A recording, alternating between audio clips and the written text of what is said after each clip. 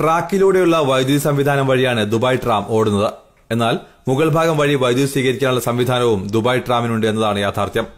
ഡിപ്പോകളിൽ tram ഇത്തരത്തിലാണ് വൈദ്യുതി സ്വീകരിക്കുന്നത്.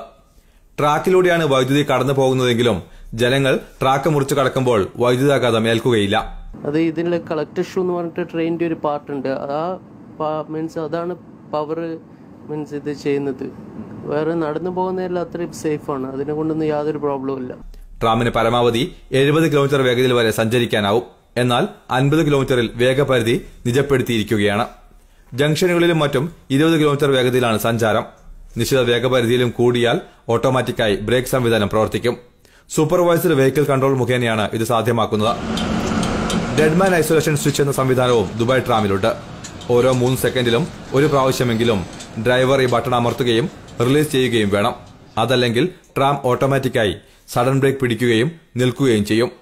ഡ്രൈവർക്ക് എന്തെങ്കിലും അത്യാഹിതം ഉണ്ടാവുകയാണെങ്കിൽ ട്രാം അപകടത്തിൽപ്പെടാതിരിക്കാനുള്ള സുരക്ഷാ സംവിധാനമാണിത്.